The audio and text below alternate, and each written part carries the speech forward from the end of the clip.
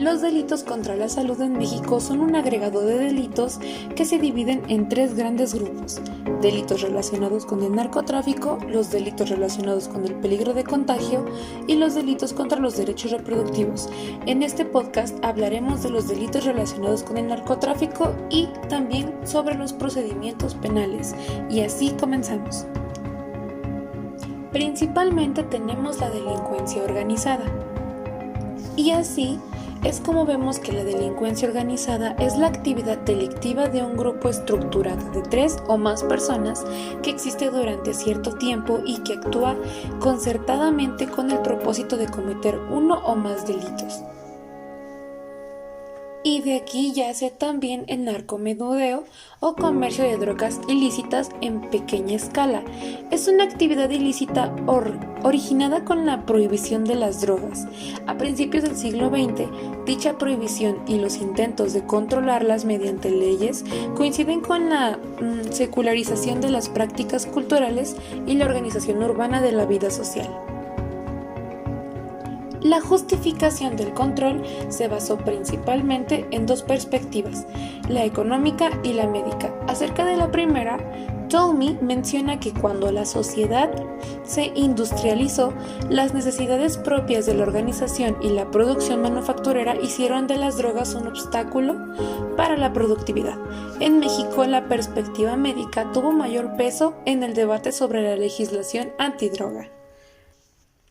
Ahora bien, con respecto al artículo 194 del Código Penal Federal, se impondrá prisión de 10 a 25 años y de 100 hasta 500 días de multa al que 1. Produzca, transporte, trafique, comercie, suministre aún gratuitamente o prescriba alguno de los narcóticos señalados en el artículo anterior, sin la autorización correspondiente a que se refiere la Ley General de Salud. Para los efectos de esta fracción, por producir se entiende manufacturar, fabricar, elaborar, preparar o acondicionar algún narcótico, y por comerciar, o sea, vender, comprar, adquirir o enajenar algún narcótico. 2. Introduzca o extraiga del país alguno de los narcóticos comprendidos en el artículo anterior, aunque fuera en forma momentánea o en tránsito. 3. Aporte recursos económicos o de cualquier especie o colabore de cualquier manera al financiamiento, supervisión o fomento para posibilitar la ejecución de alguno de los delitos al que se refiere este capítulo. Y como cuarto, realice actos de publicidad o propaganda para que se consuma cualesquiera de las sustancias comprendidas en el artículo anterior. Qué bien nos referimos a los narcóticos. Pero a todo esto, ¿qué es el Código de Procedimientos Penales? El Código Nacional de Procedimientos Penales, o por sus siglas CNPP, es el ordenamiento que establece las reglas y etapas que regirán cualquier procedimiento penal en todo el territorio nacional cuando se cometa un delito, ya sea el fuero común o federal. También facilita el tránsito hacia el sistema de justicia penal acusatorio. Una vez dicho esto, comenzaremos con ciertas definiciones de partes del procedimiento. Comenzaremos con la competencia.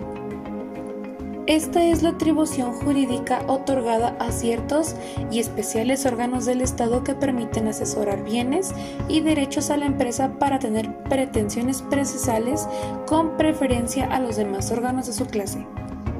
Ahora bien, la competencia tiene como supuesto el principio de pluralidad de tribunales dentro de un territorio jurisdiccional.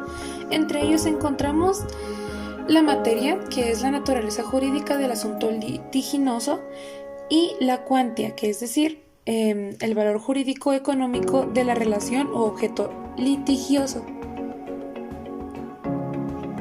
Al hablar de las formalidades, esto nos dice que es un elemento de validez, más bien es la manera conforme a la cual debe manifestarse la voluntad o el consentimiento para la validez del acto jurídico.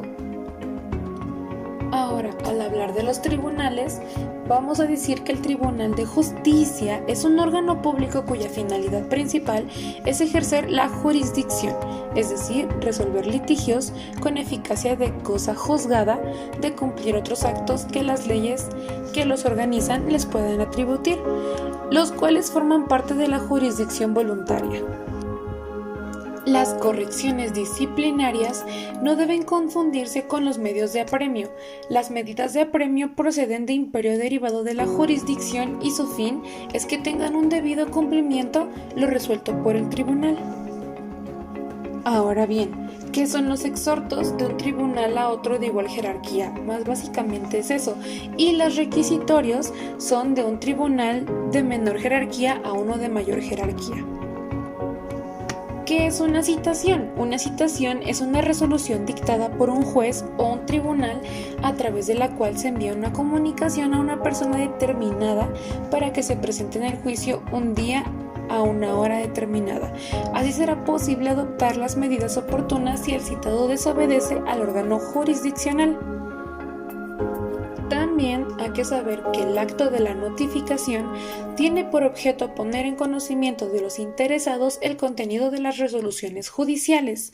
El juez, en decisión motivada, puede ordenar que se notifique a persona ajena al proceso.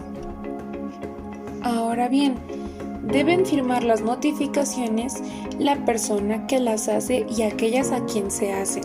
Si ésta no supiere o no quisiere firmar, lo hará el notificador, haciendo constar esta circunstancia. A toda persona se le dará copia simple de la resolución que se le notifique sin necesidad de acuerdo judicial. Ahora bien, ¿qué es una audiencia? Una audiencia es un procedimiento ante un tribunal u otro órgano de toma de decisiones oficial, como una agencia gubernamental u otro órgano público. Una audiencia judicial se distingue de un juicio escrito en que por lo general es más corto y con frecuencia menos formal. Ahora bien, como final, hablaremos sobre las resoluciones y las sentencias.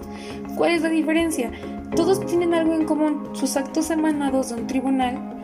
Mas, sin embargo, existen elementos que los diferencian entre sí. Por ejemplo, las sentencias son decisiones jurisdiccionales que tienen un carácter contencioso, es decir, dos partes y un debate, mientras que la resolución tiene un carácter administrativo. Y eso vendría siendo básicamente la diferencia entre ambas. Y con esto damos fin a la actividad.